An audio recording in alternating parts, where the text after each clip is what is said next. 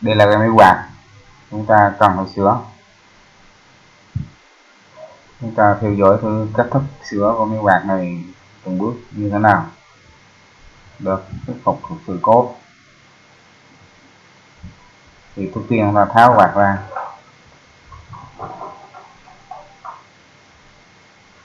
Chúng ta chịu khó theo dõi, nông nóng thì chúng ta nhiều lúc xem không hết video clip. Rồi ta đã tháo xong cái chân quạt, tiếp tục tháo lông, phần lông và kiểm tra phần cuộn dây starter quạt như thế nào. Bị đứt dây rồi, nhiều lúc lâu ngày bị mục đứt, tất cả nên là chúng ta tháo ta thay starter mới.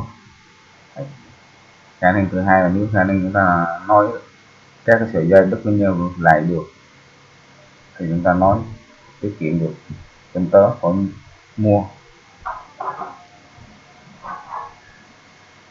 Thao 4 ốc để giữ starter và rotor hoạt động. Rồi chúng ta tháo ra kết quả là các sợi dây bên trên nó bị đứt. Giờ chúng ta nhiệm vụ là chúng ta nói lại các sợi dây bị đứt lại bao nhiêu để cho starter hoạt động. Trước khi nói thì chúng ta phải dùng dầu lam cạo sợi dây đồng, cạo bỏ phần lốp xi bên ngoài cho nó sạch lốp xi, rồi chúng ta nói lại bao nhiêu thì tạo nên sự tiếp xúc tốt.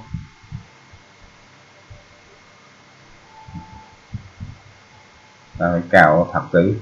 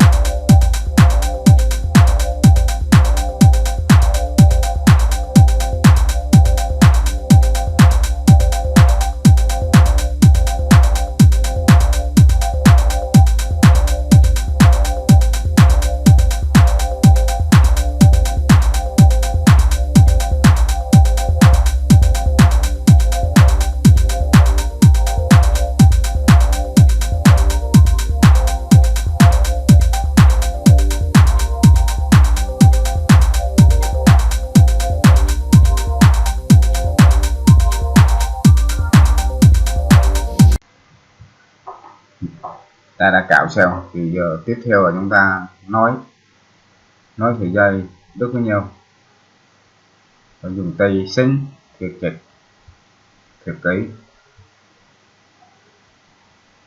Sau đó chúng ta dùng mỏ hàng chì nó chấm vào, tạo ra mối nối liên kết chặt chẽ hơn, tiếp xúc tốt hơn để cuộn dây hoạt động tốt.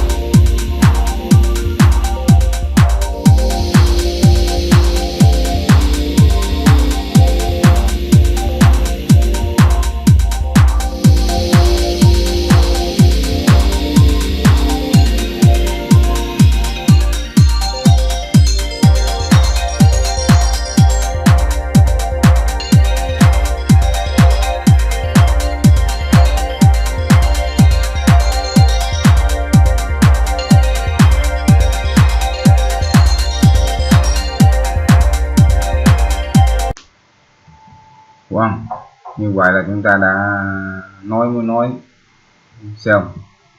Tiếp theo chúng ta dùng dây rút chúng ta cột của phần nối và vào cái dây điện chạy trực, để sau này sợi dây giữa các mối nối không bị bung ra, không bị đứt nữa. Để dùng dây rút cột chạy trực. Vậy là clip đến đây là tạm dừng. Cảm ơn các bạn đã theo dõi.